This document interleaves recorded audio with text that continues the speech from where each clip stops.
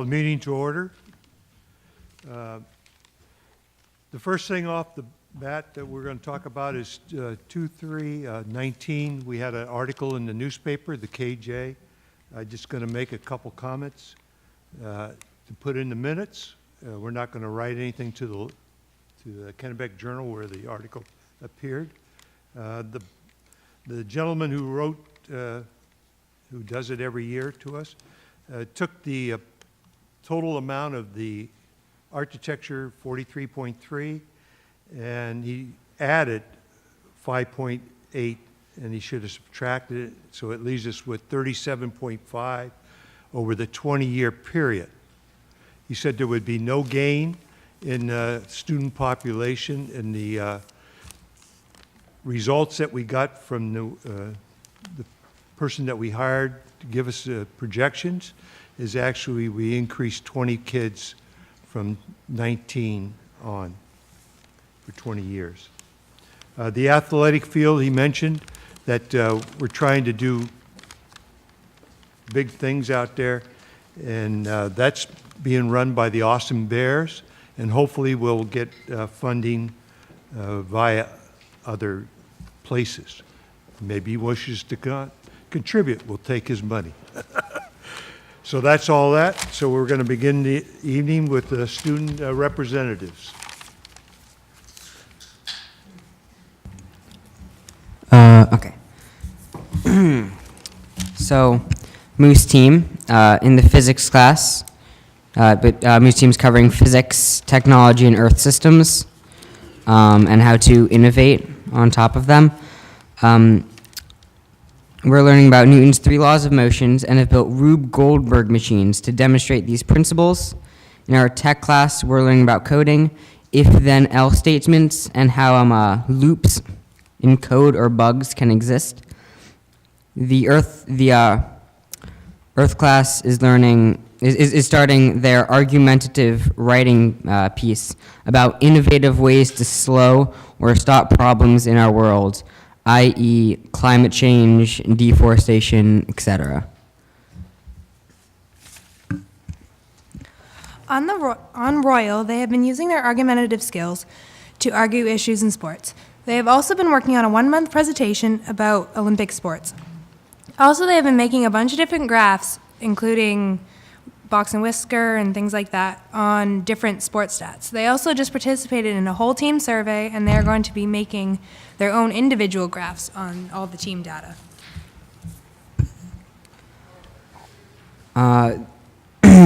This is Sebago, Simple Machine Design, and Rube Goldberg. The simple machine design was research about the laws of physics. The Rube Goldberg machine design is planned to start before February. The students will work together to create bigger, more complex machines using simple machines and will learn the physics behind it. They're also designing masks that represent who they are at MCMS in collaboration with the GT art students. The masks will be used in a performance on Arts Night, March 3rd, called If Marana Cook Could Dance. On Acadia, they are well into their 3 classes on evolution and adaptation, sound waves and senses, and disease. They're just starting their new book groups that are mostly run by the students, other than certain questions that are assigned by their teacher. In their evolutions class, they are learning about natural selection and people like Charles Darwin. In their sound waves and senses class, they are going to be dissecting a frog and to figure out how their senses are different than ours. In their disease class, they are doing a report on a disease, and they are making a story about somebody with a disease and trying to make it realistic. Katahdin, CSI, and Life Sciences. Impressions, tracking, and fingerprints. The Katahdin team is learning about crime scene investigation and learning the multiple ways to track down a criminal. Also in Life Sciences, which includes the theory of evolution and the anatomy of a cell, the nucleus, the cell wall, and the mitochondria. Remember, the powerhouse of the cell. One of their classes focused on the bias part of how the Holocaust started, and they just read a book in class called The Wave. It was a true story about a school in California in 1969, and the group of students, and the students formed a group called The Wave, and it was meant to teach them the high group energy that the Nazis felt in the Holocaust. Okay, so school-wide. So all of these things either just happened or are coming up. So we have Healthy Decisions Day, Winter Carnival, and then we'll talk about sports, No Name Calling Week, our play, and Arts Night. So Healthy Decisions Day was a big success. We had presenters from the Day One Treatment Center, KC Sheriff Department, and some veterans, and even some people from the high school. And the students got a choice of 3 sessions of activities based around effects of substances on the body, our brain, refusal skills, and healthy coping skills. The Winter Carnival Committee has been working hard to pick theme days and assembly activities. They have finally settled on their 5 themes. So Monday is going to be PJ Day. Tuesday is grade level decade, where each grade level either gets, so 6th grade gets dressed up at the 60s, 7th is 70s, 8th is 80s. Wednesday is look-alike day. Thursday is grade level color. So once again, 6th grade has pink, I believe. 7th grade has purple, and 8th grade has blue. And then Friday will be black and gold, and Winter Carnival will take place the week before February vacation. Is that next week? I don't know. And then all 4 basketball teams have finished out their season, and the girls team, both of them, just had a parents versus kids game that they played Monday night, and both ski teams are still in session. Whatever. Last week was No Name Calling Week, and this was the students on the civil rights team created a slideshow that played on repeat in the TV in the hallways near the Royal team. The spring play is underway, and the play is around the world in 8 plays, and there are about 30 students in it. The play will tentatively take place on the 8th and 9th of March. As we said before, Arts Night is coming up on March 3rd, where students from the middle school can perform for their parents. Also, the chamber choir and Sebago and GT Art students will be performing. GT Art students will be putting a piece of art on display with a theme of fantasy. There will also be a graphic novel artist there to explain what it's like and the steps of making a graphic novel. And there will also be a silent auction, food, and a henna artist attending. I think that's it. That is it, because that's the last word. All right, so hi, I'm Ella Stevens, and I'm a freshman at the high school here. So ski season, the Alpine and Nordic teams both had the KVAC races today, which actually is why Dana Reynolds, she's usually here with me, but she's on the Alpine team, so she couldn't make it tonight. The play, She Kills Monsters, is underway, and a lot of people are very excited about it, and it should be performed towards the end of March, I believe the 21st, 2nd, and 3rd, but I'm not sure on that date. Last night was seniors night for girls basketball. And I think the 2 seniors are Grace Daypre and there's one other girl, I think her name's Kaylee Jones.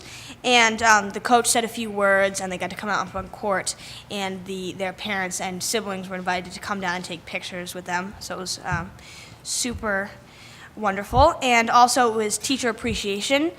So each of the players on the basketball team had a teacher that came down, and they said a few words about all the wonderful things the teachers do for the school. That was their last home game, and tomorrow they have their last game against Waterville. All students, including 8th graders, are currently signing up for classes for next year. This includes getting recommendations from current teachers on what classes they think that students should take for the next year. Winter Carnival is just around the corner. T-shirts are being sold, and students are signing up for after-school Winter Carnival activities such as badminton and volleyball. And all last week, carnation sales were happening during lunch. Students could buy different colored carnations for friends and different things like that were different colored, and then the outreach committee is going to deliver the flowers to that person. And all the funds go to Heat for Family Homes, and this was put on by the outreach committee. So, thank you. We thank you very much. Good report. Come back again. Moving on to the budget workshop, technology.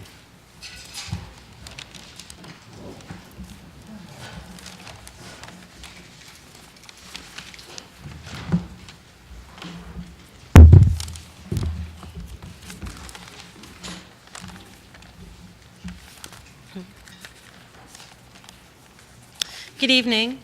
I'm Diane McGregor, Technology Director for the district, and this evening I have a pretty short presentation concerning my budget increases for technology this year.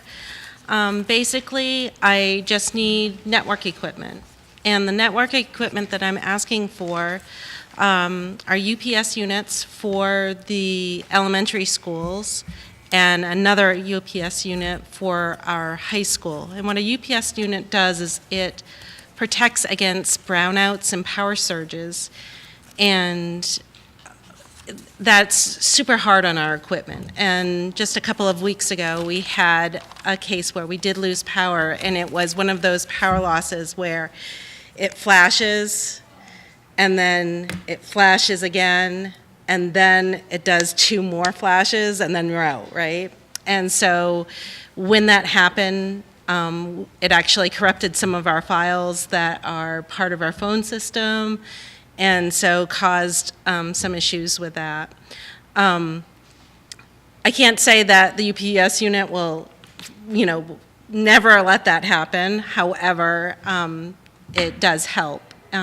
Those equipment pieces are, for the elementary schools, they're $650 each, and for a larger UPS unit for this campus, it's about $1,000.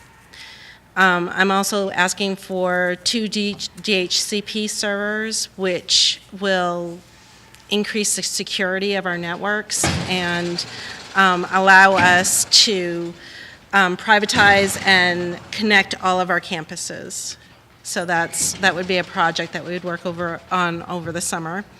And then 2 wireless controller units that would be used for the high school and the middle school. The total is just over $12,000. I am applying through E-rate to get a 60% reimbursement rate on that, and so the total would end up being about $4,800.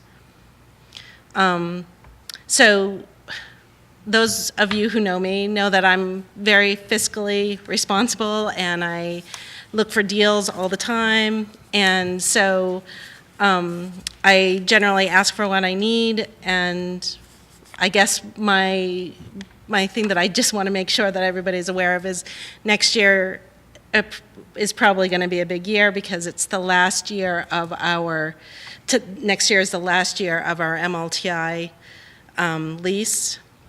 And so we'll be making decisions about where we go from there. And so I will be asking for more next year, but this year I'm trying to keep things I know that we have the bond, I know that we have other things going on, and so I'm just keeping it very low. Any questions? So we asked for computers for the elementary schools, I believe. Yes. So that's still required? Yes. Yes, and I can't ask for that in my budget because my budget is Limited. it has to do with students, right? And Bridget, would you like to explain that? Gary, are you talking about the ones for the secretaries? Yes. Okay, right. So Diane's budget is called instructional technology. The secretaries are not considered part of the instructional staff. Okay. They're the support staff. So theirs are budgeted through the principal's office, where Diane's is budgeted through a department called instructional technology. Okay. They are very necessary, and I am in charge of So even if we helping go them. for a new contract, you're going to be able to utilize them again? Yes, and the new MLTI contract has nothing, it would never cover secretaries Okay. or administrative assistants' computers. So in regards to those files or records that were lost, were they never retrieved again? For the voicemail? Yeah. So they're corrected, and I don't think there was really, how do I say this? If there were any voicemails that were left, we just asked people to leave them again. You saw that on Facebook, you know. And so as that would be the only kind of file that would have been lost. But, yeah, unfortunate for sure, but, you know, definitely, you know, resolvable, I guess, right? Thank you very much, Diane. Thank you. Special education.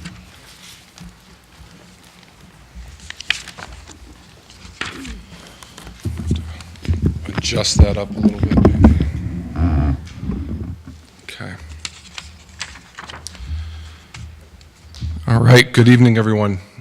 Tonight, I'd like to start, before I get into the budget proposal, to talk a little bit about what special education services look like in RSU 38. We have special education staff throughout the district that continue to provide a high level of service and supports for students and families throughout every one of our schools in the district.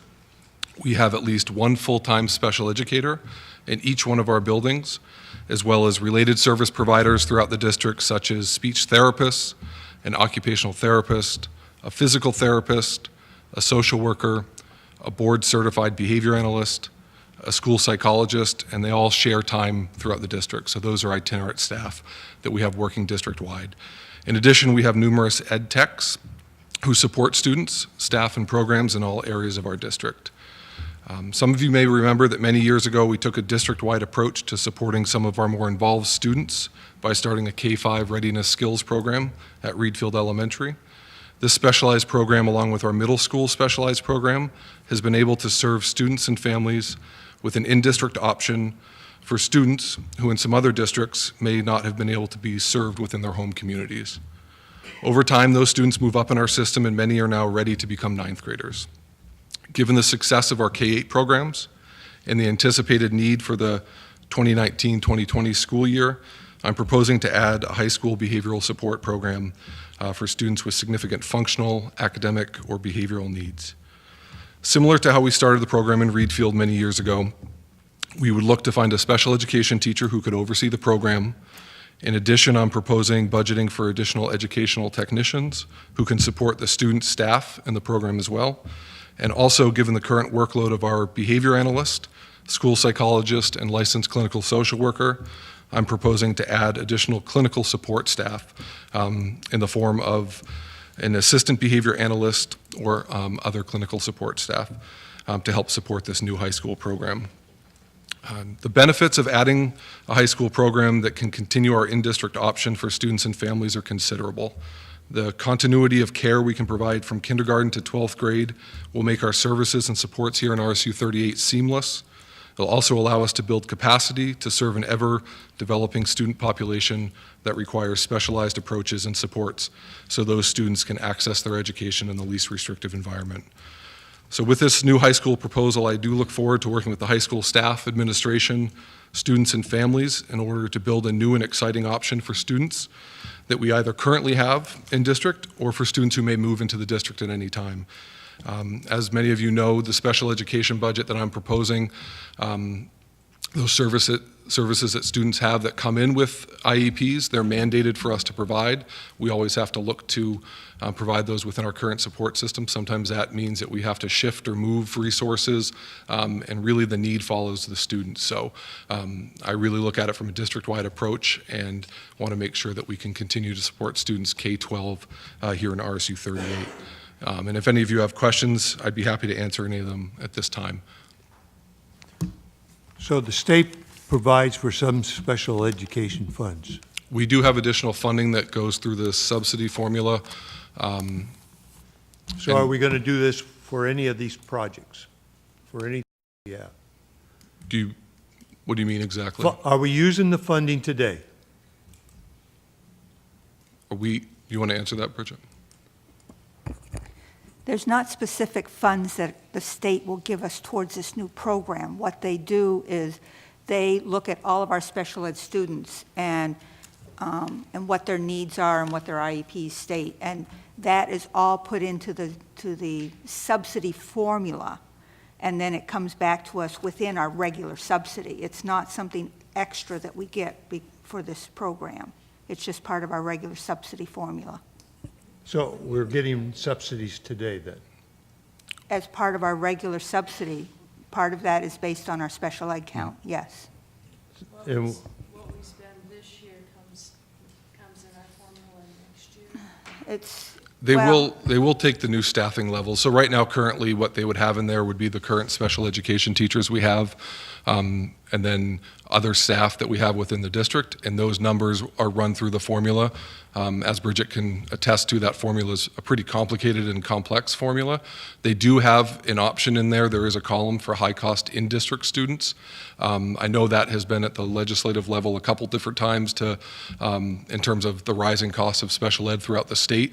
I believe that's a fixed number. It doesn't change right now, although there were some proposals, or there's some talks over the past couple years of really trying to make sure that districts such as ours, who really try to serve students within their home communities and home school, are credited in some ways for servicing those students. So as I'm talking about, and you can see in the further detail sheet that I provided, there's a fair amount that goes into supporting these students, more so than students who may receive what we would think of as typical resource room supports. And there is a column in that state formula that does allow for a high cost in-district adjustment. But I believe, like I said, that hasn't been, I don't believe that's been touched. So it's a set figure that each district has gotten over the past 8 years and hasn't changed, although there is a way to potentially allocate that money differently. But are we looking for any additional students? are we looking to bring additional students in? Right. There's certainly, as you might know too, I oversee Fayette, so I get contracted out to Fayette. Fayette's one of the schools in the area that doesn't have a middle school or high school of record, and there have been students that have wanted an option like that, who've been in other districts, not just Fayette, but around, who might not have programming, and certainly we've always been open to considering tuition students if there are spaces available. But we always look at that in terms of whether we are serving our own students first before we would look to add additional students, but it is an option. Well, I hope we do it in the school. That's where it should be. Any other questions? Go ahead, Dave. So, if, without this program, would we have to send some of these students out of the district to meet their needs? I don't Would we wanna just be speak to failing them specific- in some ways?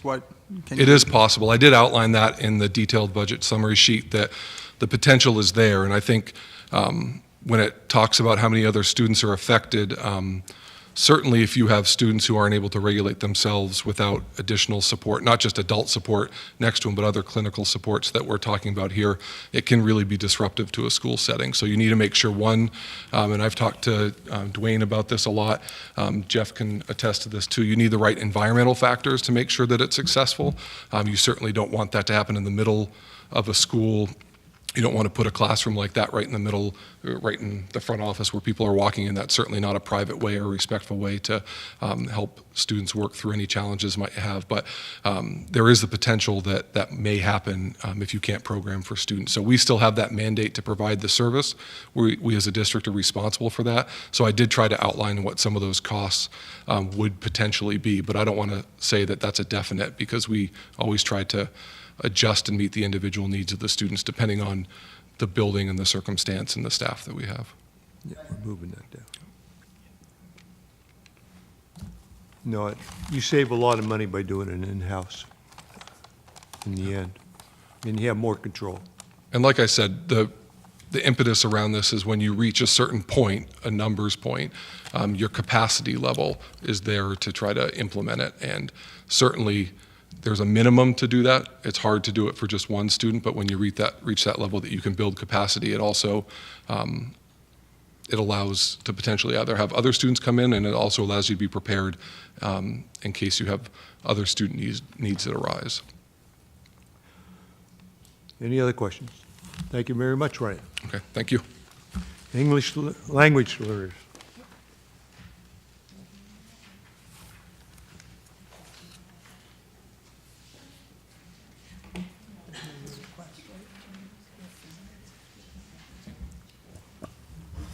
So the ELL budget is looking at basically staying exactly where it is. There are no new requests, and we'll keep the staffing level at the same place that it currently is. So there's really no change in that budget from last year going into the new year. Thank you very much, Jay. You did a good job. Gifted and talented.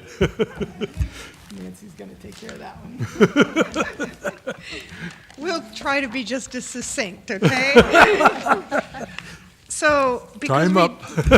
because we do have a few new board members, it seems important to let you know what programming we offer for gifted and talented students. Thank you. Well, I'm used to that. I'm short. But thank you very much. So, we are allowed by the state to identify only 10% of our kids, so our numbers are very consistent from year to year. It's about 60-something students for academic enrichment and about 50-something students for visual and performing arts enrichment. And we have 2.2 staff members, which actually are covered by 3 different people, one of whom is full-time and works with grades 6 to 12, one of whom is half-time and works K-8, and one of whom is 70% time and works K-5. And we redistribute the staff according to where the most students who are identified are from year to year. But we haven't had a change in staffing for several years. And the project that was mentioned earlier, if Marana could dance, in one of the student reports, just wanted to make sure you know that is a partnership between the art teacher at the middle school and the gifted and talented teacher for grades 6 to 12. And they wrote a grant together, and it's a really cool project. So that they're doing where the kids have made masks and they're developing their own dance to go with for the show. So we have to submit a plan to the state each year that shows how, within the criteria that they allow for, we are serving our students. And the budget is broken out by elementary, which is K-8, and high school.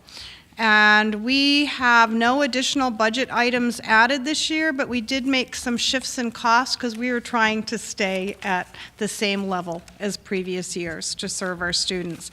So the small increase you see is just due to personnel costs for negotiated agreements, but we have not added, we've not made any change in budget items. How's that? Fantastic job. Thank you, Dr. Hare. Moving on, board questions.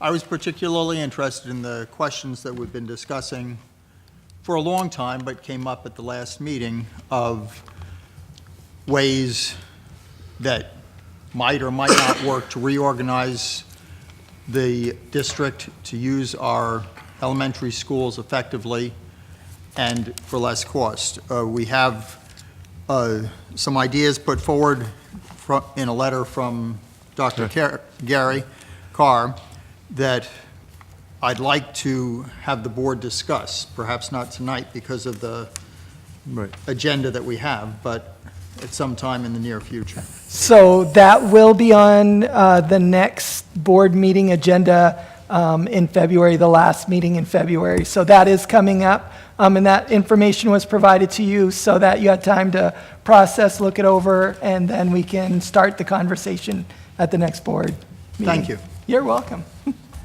Thank you. Any other discussions? Citizen comments, there was no names listed, so we'll move on. Board discussions? At this point, we don't have the full. No. So David. we'll have a total, there's a sheet that we'll have, that'll have the complete breakdown for you guys, and we'll have that at the March 6th meeting, which will be the last round of presentations. So when those presentations are done, we'll give you the full budget of what it looks like, so then we can go into deliberations from there. So that is coming shortly as we finish these presentations. So moving down to item 5, additions and adjustments. We're going to have one adjustment right off the bat. 6D is going to move down to 8, position 8, in executive session. Any other changes? So the only thing I'd like to do, and why I need to do a better job of this, is I'd like to welcome our new board member here, Jeremy Pear. He is replacing a person who has stepped down from Manchester. So Jeremy will be finishing out his term and will be here through at least June and July for sure. So welcome, Jeremy.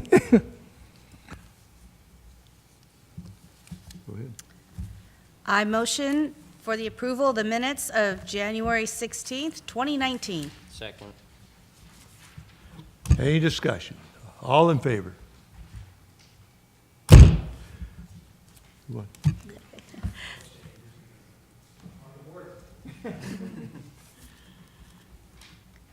I motion for the acceptance of the donations.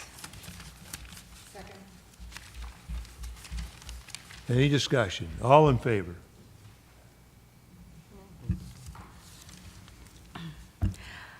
I motion to approve the appointment of one semester first probationary contract teacher, Sabine Luban, high school German. Second. Any discussion? All in favor?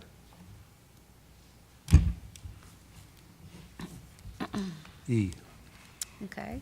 I make a motion to consider the lease purchase agreement for the school bus. Second. Discussion. I have one question. This is 3 plus 1, right? We got 3 from the, and this is the 4th bus, right? Oh, this is only the second bus we bought this year. We've been approved for 2 through the Volkswagen settlement Right, plan, that's but what I'm those are talking about. buses that will be purchased next year. Oh, so we haven't brought that up yet? No, Okay. because we have to pay for 20% of those, and we didn't have that budgeted for this year. Okay. So that will be in next year's budget. When you see the transportation budget, we will discuss it. All right. All in favor? We have to clarify. Yeah. Well, go ahead. I move we accept the Gorham leasing group for the lease purchase agreement. Second. All in favor?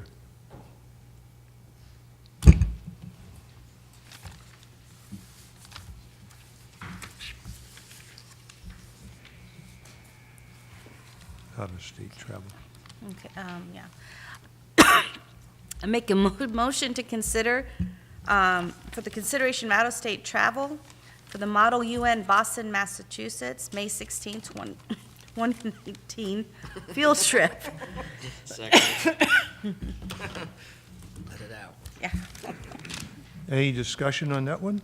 It's a fantastic trip, I can tell you that, from what I could see.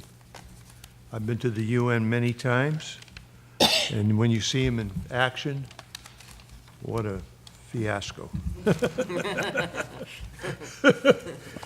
And this is a trip that happens annually. It's happened for several years in a row. So it's not a new trip. It's just something that they have gone on over the course of many years here, so. Yeah, it's a great idea. All in favor? Okay, next one.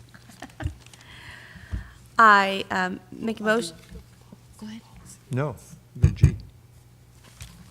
The consideration of out-of-state travel for the, Yeah, what you just did. No, No, what was the first one? UN. Oh, there's two of them, sorry. I'd like to make a motion for the, for the consideration of out-of-state travel, college business tours, New Hampshire, March 21st, 2019. Second. Any discussion? Comment. I think it's great that the students are going to Portsmouth Naval Shipyard. I've met with the folks from both BIW and Portsmouth, and they desperately need workers. So to bring students to a trade trip like that, I think is great. All in favor? There you go. And now it's my turn. So we have two policies up for first read.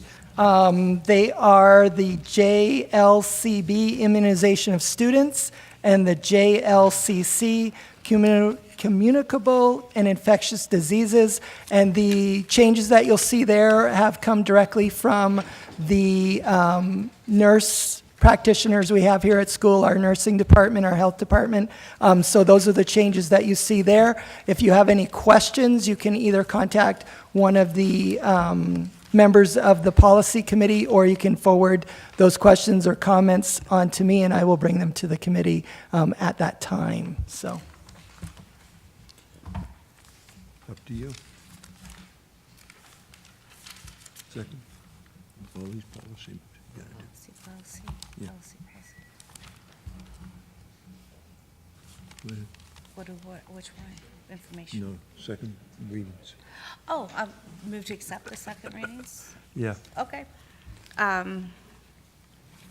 make a motion to accept the second readings On BCA, on BCA, Board Member Code of Ethics, BEA, Board Nope. oh, sorry. One at a One at a time. time, sorry. any discussion? who was the second? Yeah. Yeah. Oh, second. Any discussion? All in favor? Moving on.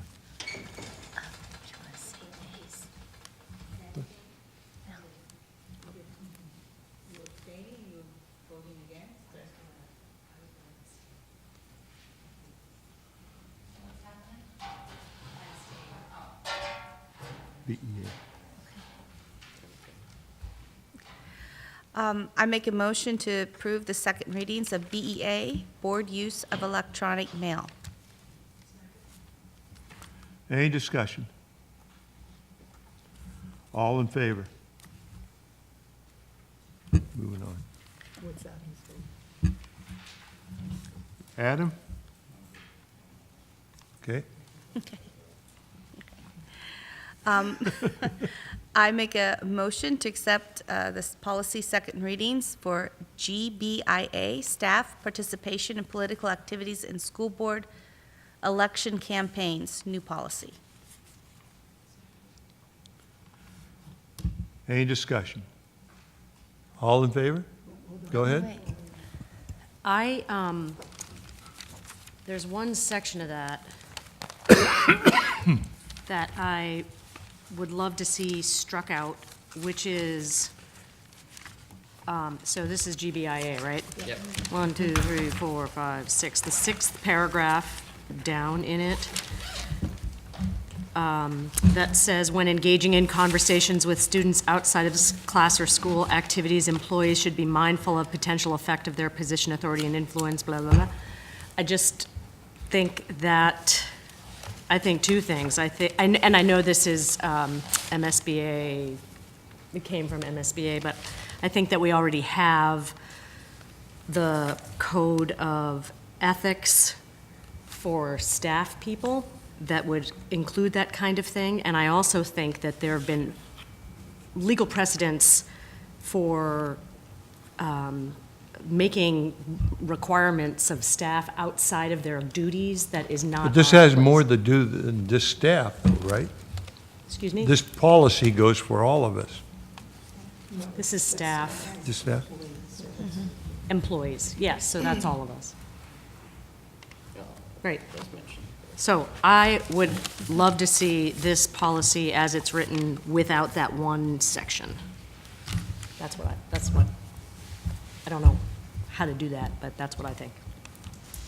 So you want to make a motion to remove that paragraph? I do. I want to make a Because motion to remove that To me, paragraph. it's something that's, when I look at the policies in the business world, that is always in there, Mm-hmm.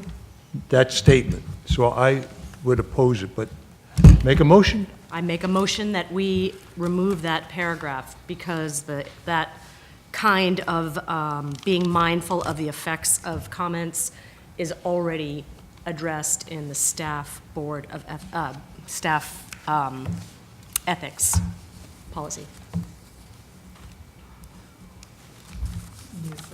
Any seconds? I did. Okay, a vote on this, which he wishes to remove. Those in the positive, So those Hands who up. wish to remove it, yeah.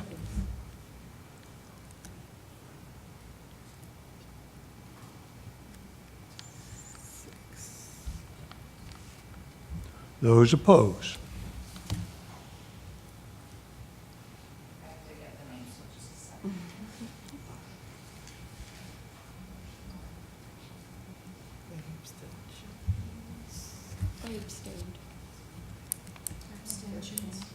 So.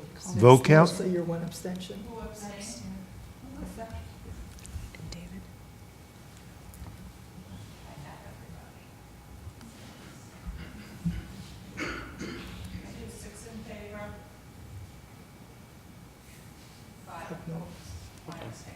Carries. Okay, make a motion. So we still need to vote Accept on it. Yes. accepting the policy Right. with the removal of Yep. paragraph. I motion on the second, policy second readings to accept policy GBIA, staff participation in political activities and school board election campaigns, with the Paragraph removed. paragraph removed. All in favor? Oh, wait, second, still Second. need your second. All in favor?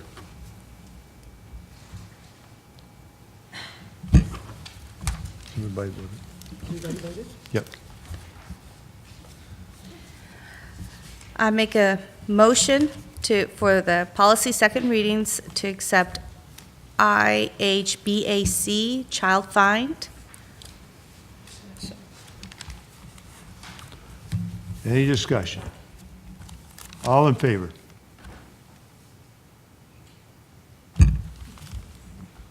Sorry, everyone.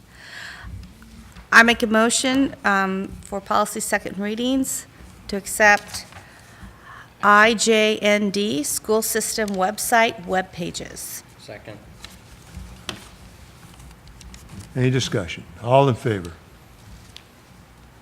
Everybody.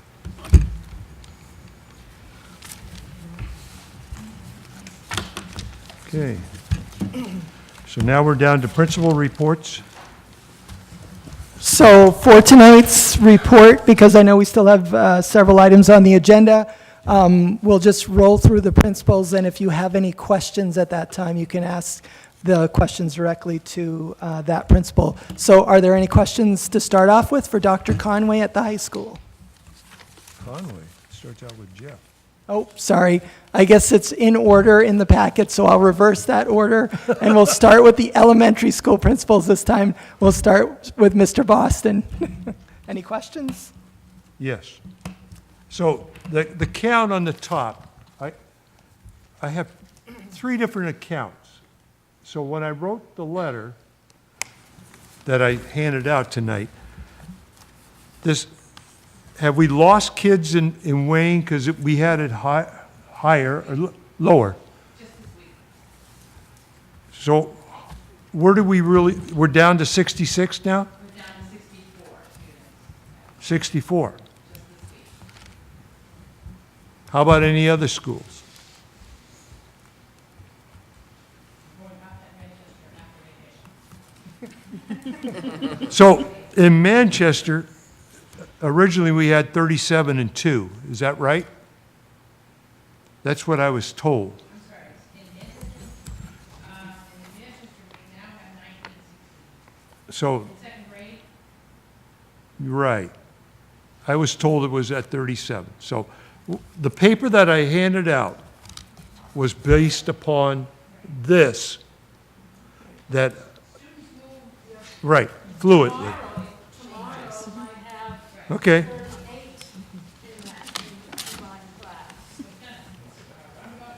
So one of the things I noticed under Jeff's report for all of us to look at is that Reed Field made out good, and I'm glad they did, for bikes.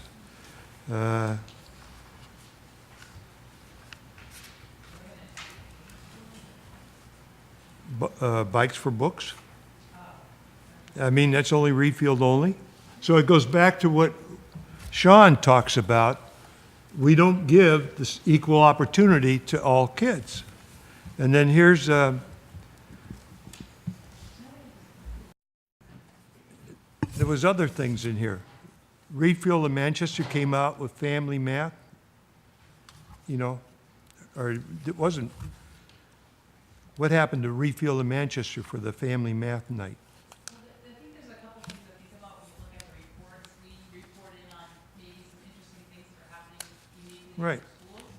So like the sites for books that you're seeing about Reedfield, those are run through the Masons. And so Wayne is actually going to be in March. Mount Vernon, it tends to be either March or April, and we still haven't got those dates finalized. So it does happen for all schools. I don't know. It's a possibility. I mean, we're in negotiations. We're pointing out, okay, go ahead. They can reach out and offer to us this year, and we have Okay. accepted it. And we just, I didn't put it in the report because it's not finalized yet, or they might be coming up. You might read about it right now. Well, it's just, I was reading it and I went back to what we were talking about. Okay, move on. Outside organization that's offering a college donation to us, so we don't Right. No, I understand. Yeah. But when all the kids are in one school, then they're going to have to base it on those kids that are in that school. And then the math family nights that are tied in with the Title I spoke to earlier. In Title I, federal and state subsidies come through based on your free or reduced lunch time. Okay. So currently, the schools that are Title I schools are Mount Vernon and Wayne. So this is a particular program that aligns with that expectations with Title I. Okay. That Manchester and Reedfield don't have. Does anybody else have any questions for either Mr. Boston, Mrs. Hartford, or Mrs. Delmeyer? Oh, sorry, Wendy. go ahead, Wendy. I was reading here about the remote learning day bags. Was that successful in your first approach? Is that something you think that the elementary schools could do?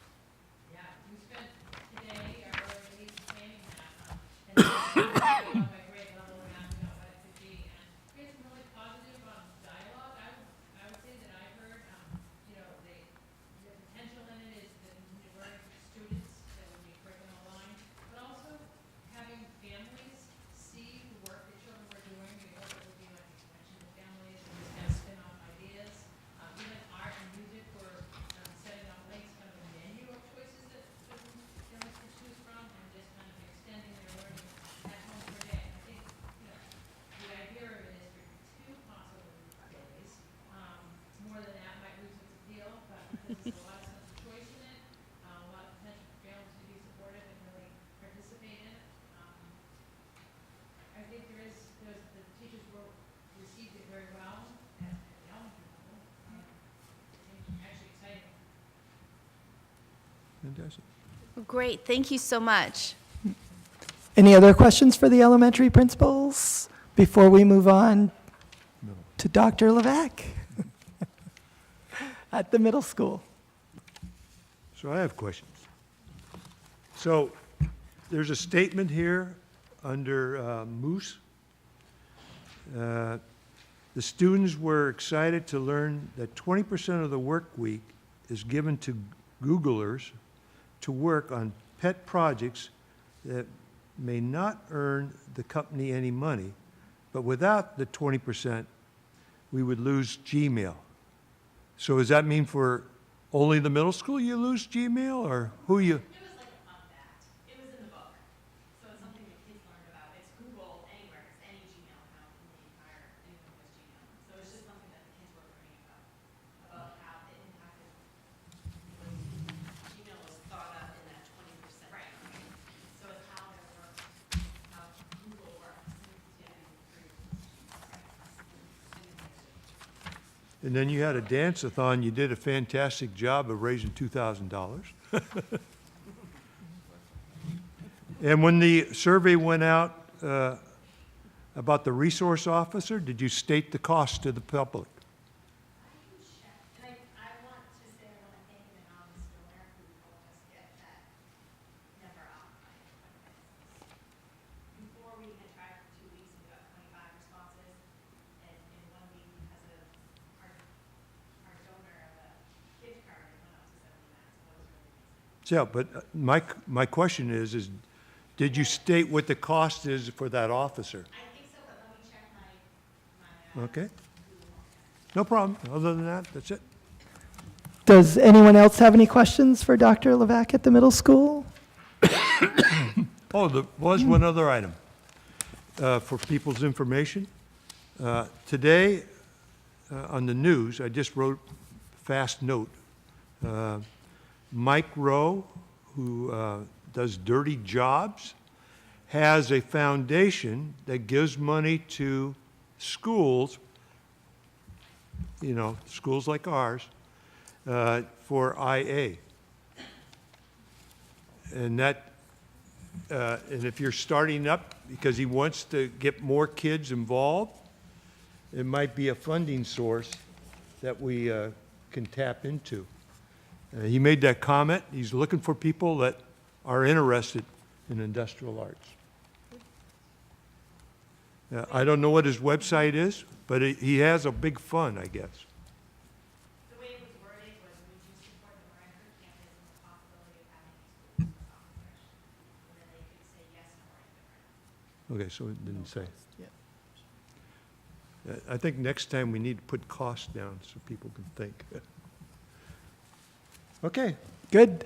Dr. Conway up at the high school is next. Any questions for him?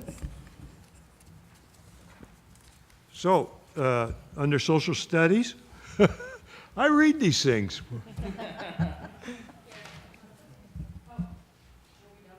No. Social studies under Dr. Conway's thing. You should take the kids out there to Wayne for the Civil War Cemetery on Berry Road. There's graves out there marked, and it might be something for, they could research into who some of the old people were in our own community. How many towns have Civil War burial sites? But you'll see it sits off the road.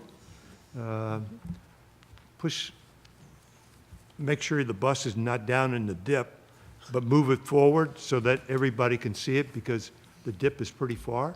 It's right in the dip of the road on Berry, and it sits off on the north side.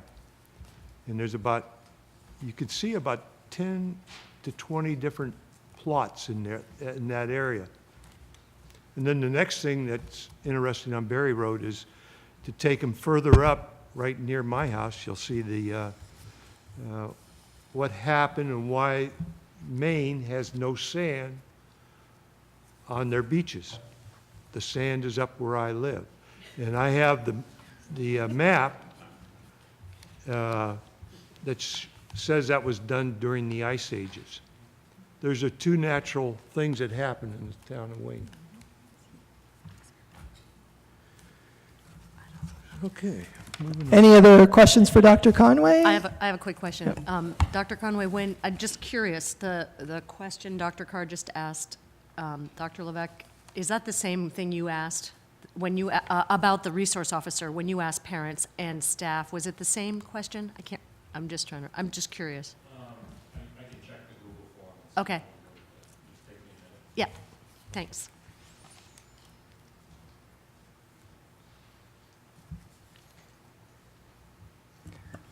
While he checks that, I will kind of open up the floor. If there are any questions for any of the reports that we had, I believe everyone is in attendance, so if there's any questions just generally about the report, they are here and you can ask them.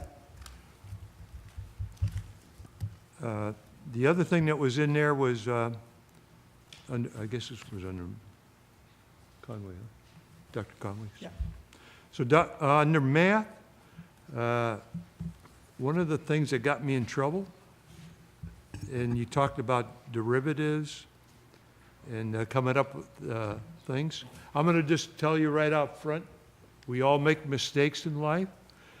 And I had professors from Harvard and MIT on my committee, and I did exactly what they wanted me to do. And some little woman from Poland said, "You're wrong." And she was right. And that is ridge regression. So when you look at derivatives and making equations, if it's something that, if you're talking about economies and you have 7 different items that you want to spend money on, which one is more important? You really have to go after the linearity between the subject matter, so that the derivative, that when you produce it, comes out to the proper number. So ridge regression is very important in economies when you use that data. And I don't know if that's taught in that class. Yeah, I'm not sure. I can ask the teacher. But that's something that you might want to say, hey, wait a minute. I'm telling you, I got caught. It cost me 1.5 years extra studies because of that. And I don't want to tell you the amount of money I went through. So when we asked the question, we worded it, do you support Marana Cook Community High School in hiring a school resource officer? We didn't mention the price tag. I think we need to mention price tags because these people now are so hot on our tails that if people heard the number, are they willing to support us? Because we don't want to put a budget out there and not have people's support. Otherwise, we're wasting our time. And then we have to go through several different derivatives. I think our thinking was that the price tag would come to people through being discussed here. We don't normally Right. put price tags. I know. But the problem is that not, how many people are here? 0. Yeah. Yeah. Angels in the sky.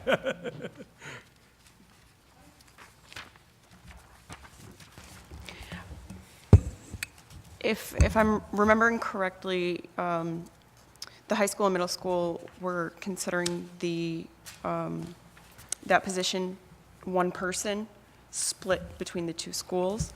Is that information that was going out there, or are people receiving these surveys thinking that the high school is going to get one and the middle school is going to get one?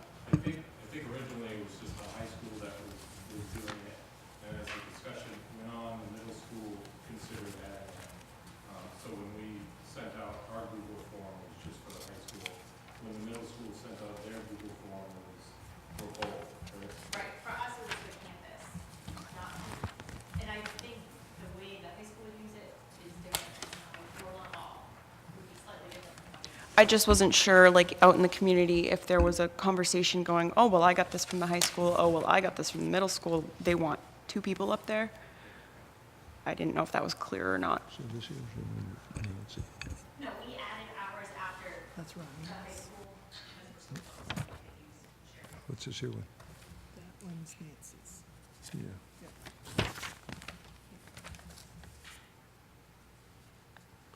So one other thing that was discussed, I did prior to the meeting with Dr. Nancy Harrigan, is these grades that we received, and she is going to talk about that at a later date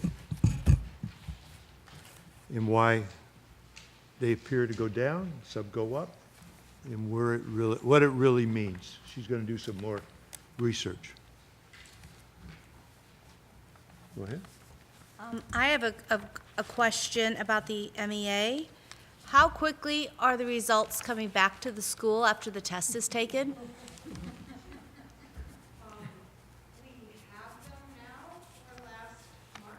A whole year, really?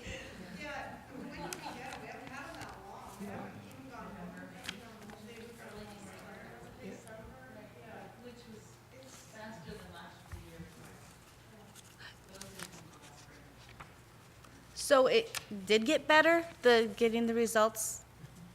Well, I think this is one of the advantages of the NVIDIA. I couldn't give you strong numbers yet on Friday because we had to extend our window by a week, which I think I mentioned because of the storm date, Then we're ready in to order go. to get everybody assessed. So these numbers, I Which need one to you go want to back and use? check them all again because there could have been some makeup kids on Friday that weren't in when I ran these earlier Friday. But, that one of the advantages of the principals, if you have, for your own school, you can go in and look as soon as your students are done testing. I mean, it's almost. You want to do the first ones?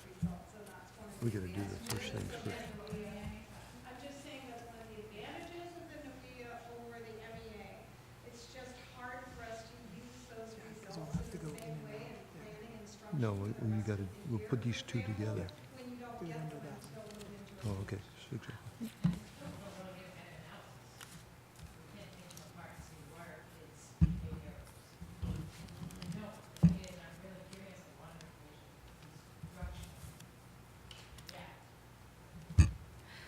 But you went down from 3 NUIAs to 2 NUIAs and an MEA. I know the MEA was in there the whole time, right? Even when you're doing 3.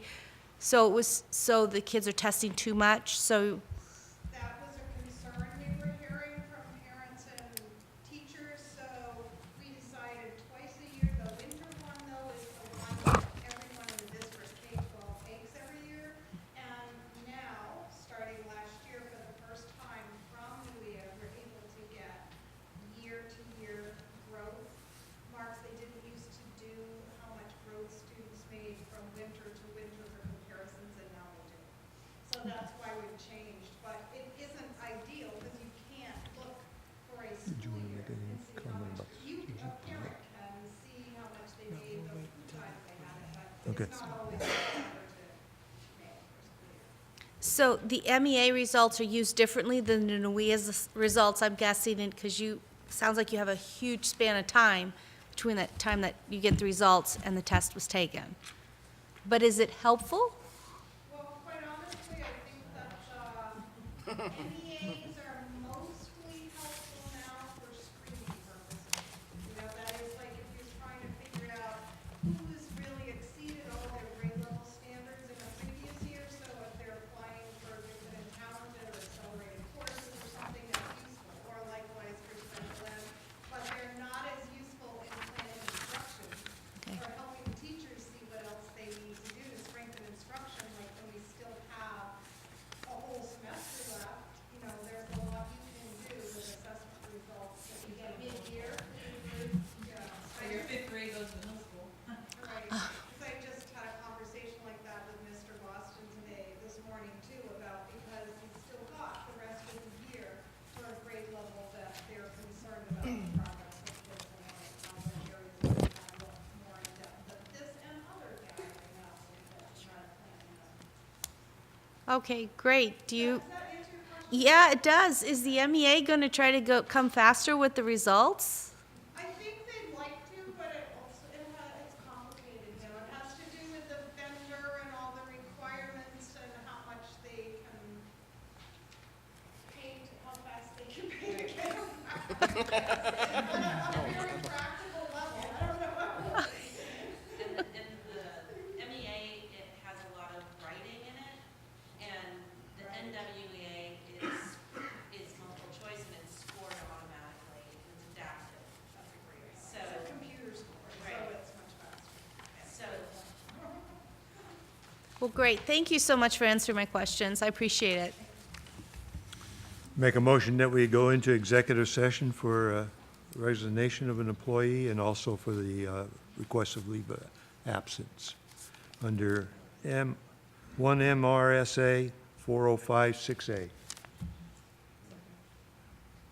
think we need to do them separately, because I think that the one that you would be for a different statutory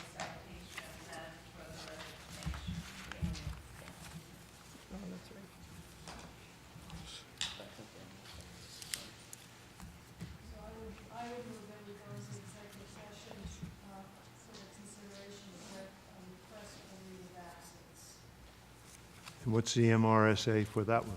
That would be, one MRSA subsection 4056F.